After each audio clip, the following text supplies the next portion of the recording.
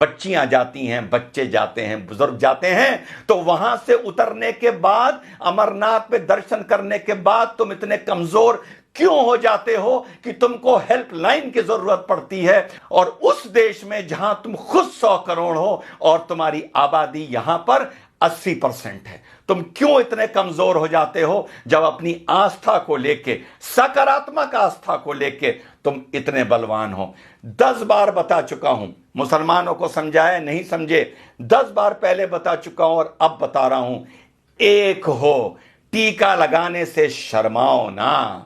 सरदार 7 metre की पगड़ी पहनता है, उसको प्रॉब्लम नहीं होती, उसे गर्मी नहीं लगती। आपने अपनी धोती छोड़ दी, आपने भारतीय संस्कृति का प्रतीक, आपने अपनी धोती छोड़ दी। क्यों छोड़ दी? बुरे लगेंगे क्या? सरदार तो पगड़ी में बुरा नहीं लगता, कॉन्फिडेंस में रहता है। मुसलमान तो ऊंचे पजामे में बुरा नहीं लगता, कॉन्फिडेंस में रहता है। लेकिन आपने अपनी संस्कृति छोड़ी, आपने अपनी धोती छोड़ी। रोज नहीं पहन सकते, महीने में एक बार पहन लो। ऑफिस जाओ धोती पहन के, तिलक लगा के, मॉल जाओ, शॉपिंग जाओ, शादी ब्याह पार्टी में जाओ, थिएटर में पिक्चर देखने जाओ, धोती पहन के जाओ और तिलक लगा के जाओ। अगर मैं हिंदू होता, रोज तिलक लगाता। यूं बात अलग है कि तिलक मुझ पर बहुत अच्छा लगता है, लेकिन जब मौका लगता है तब लगवाता हूं, और उसे तब तक नहीं मिटाता जब तक वो रूटीन में धुल ना जाए, क्योंकि मुझे तिलक लगा के गर्व महसूस होता है as an Indian, as a भारतीय। यार, आप तो हिंदू हो, सनातन धर्म को मानने वाले हो, आपके तो धर्म से सर ये भी चीज जुड़ी हुई है। हम तो चलो संस्कृति के नाम पर कभी कभी लगा लेते हैं। तुमको क्यों शर्म आती है?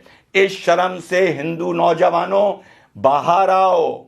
आपकी हिंदू महिलाएं मंगलसूत्र पहनती हैं, सर पर सिंदूर लगाती हैं, माथे पर बिंदी लगाती हैं। आप क्या करते हैं? ये अपनी निशानी बताने के लिए कि ये हम भारतीय हैं और भारतीय हमारी संस्कृति है। आपने सोचा दाढ़ी रख के इतनी बड़ी सरदार भाई बहुत हैंडसम होते हैं अंदर से, लेकिन वो कहते हैं हमें कोई नहीं मतलब, पगड़ बांधेंगे, दाढ़ी रखेंगे, हमें अपने फीचर्स नहीं दिखाने किसी को, और तब भी कितने खूबसूरत लगते हैं। मूंछ कटा के मुसलमान कोई खूबसूरत नहीं लगता, ऊंचा पजामा पहन के कोई मुसलमान खूबसूरत नहीं लगता।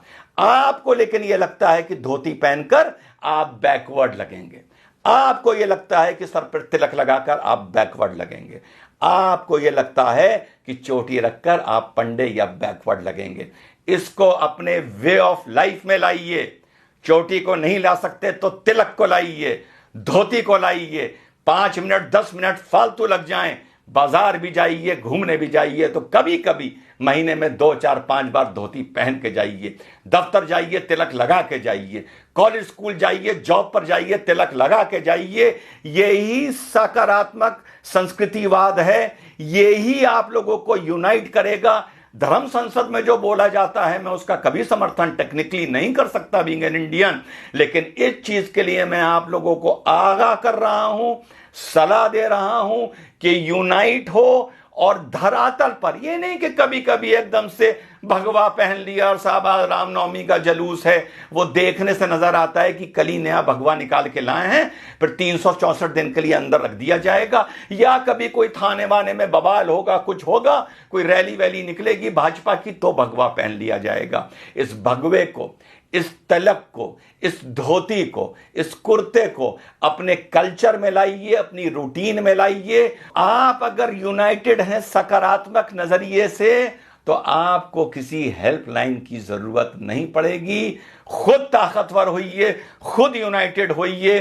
तो संदेश मेरा यही है मेरे सनातन धर्म के मानने वाले साथियों, ज्यादा मैं नहीं बोल सकता, बतौर मुसलमान बोलूंगा तो तुम ही में से 10 खड़े हो जाएंगे ये कहने के लिए कि मुसलमान में ज्यादा ज्ञान आ गया है, ये ज्यादा हमें ज्ञान दे रहा है, और 10 खड़े हो जाएंगे ये बोलने वाले कि ये भड़का रहा है, और बाकी शायद चुप हो जाएंगे और मुट्ठी भर मेरी बात समझेंगे। और यही आप लोगों का आगे जाके 50-100 साल बाद पछतावे का सबब बनेगा। तो आप लोगों को मेरा यही संदेश है, सकारात्मक तरीके से यूनाइट करिए, सकारात्मक तरीके से अपनी संस्कृति को पुनः जीवित और पुनः पैदा करिए। तिलक को अपना वे ऑफ लाइफ बनाइए। बीच बीच में धोती कुर्ता पहनने को भारतीय संस्कृति की वो पोशाक है, उसे अपना वे ऑफ लाइफ बनाइए। मत शर्माइए। सिख नहीं शर्माता, मुसलमान नहीं शर्माता, तो हिंदू क्यों शर्माता है? हिंदू क्यों सोचता है कि मैं धोती कुर्ता पहनूंगा तो मैं बैकवर्ड लगूंगा? मैं धोती में बहुत अच्छा लगता हूं, मैं तिलक में बहुत अच्छा लगता हूं। जब भी जीवन में मौका मिलता है मैं धोती पहनता हूं, कुर्ता पहनता हूं और तिलक लगाता हूं।